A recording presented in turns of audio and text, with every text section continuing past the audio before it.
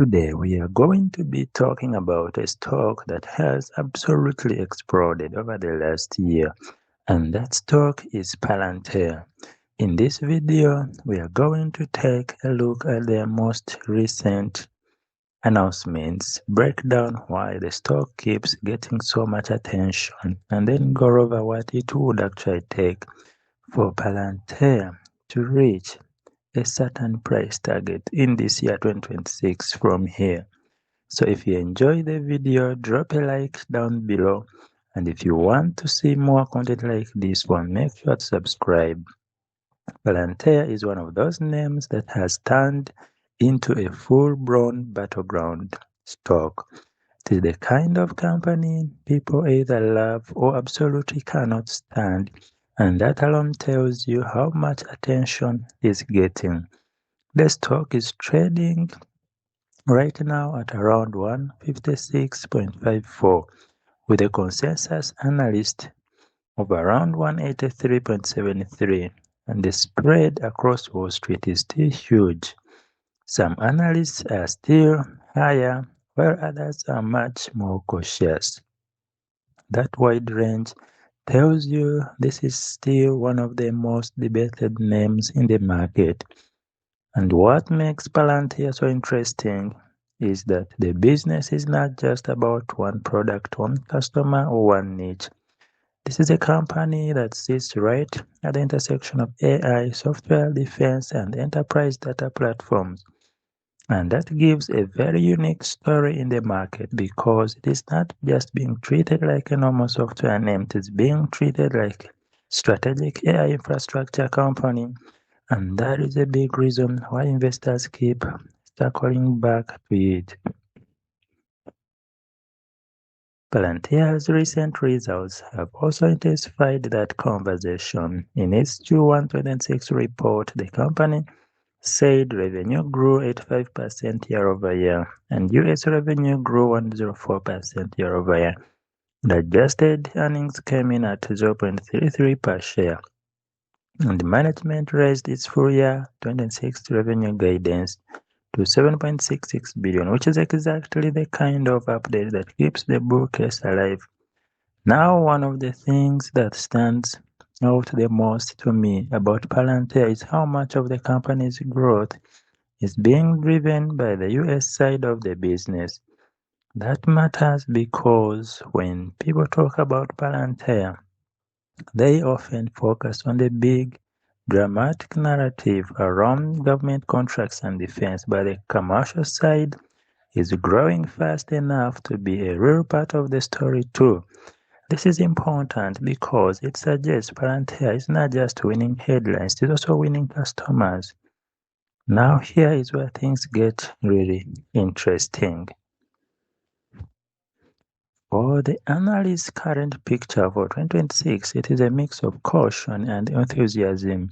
The consensus target is 183.73, which is a modest upside case from here. And we see that the highest current target is the consensus set to 255 by Rosenblatt. And we see Mizuho is setting his target at 195. And that spread is basically Wall Street telling you we all agree the business is strong, we just do not agree how far the stock can run in 2026. And that is what makes the current setup so interesting. You have analysts who are clearly respecting the growth. You have a company that has posted 85% revenue growth. You have a stock that has already become a major market favorite and a major market debate at the same time. And you have a CEO, Alex Karp, who continues to frame Palantir as something much larger than just another enterprise software vendor. And that combination is powerful because it means the company is not just relying on narrative, it is trying to keep turning narrative into numbers. And one of the reasons the stock keeps getting such a massive premium is because the application is so broad. Palantir's investor materials and recent coverage point to relationships and user cases across government, enterprise, and large-scale technology environments. That broader footprint is one reason bulls think Palantir still has a long runway.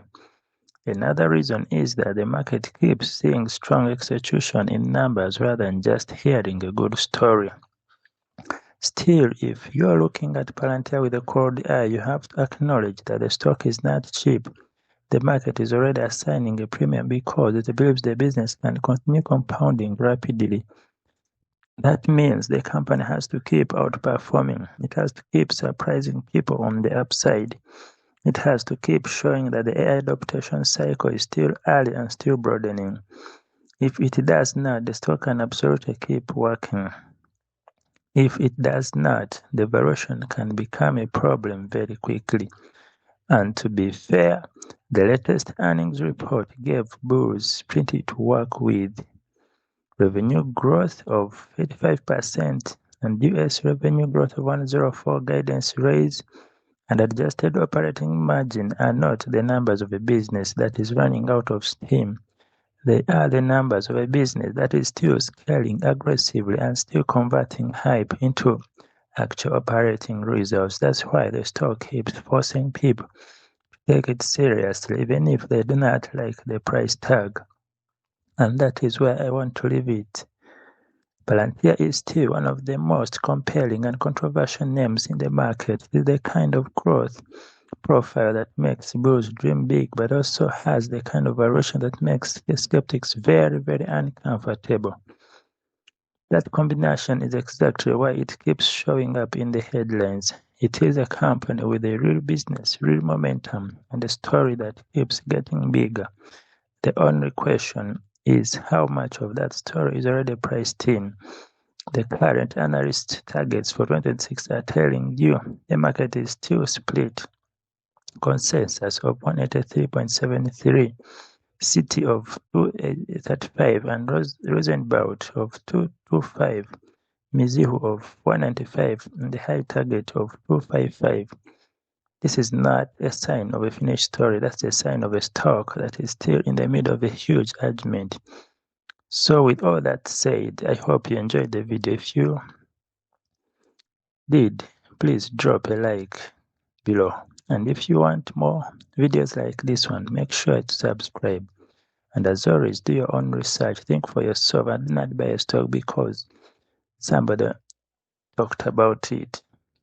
Have a wonderful day. And please remember to share and also to put God first in whatever you do.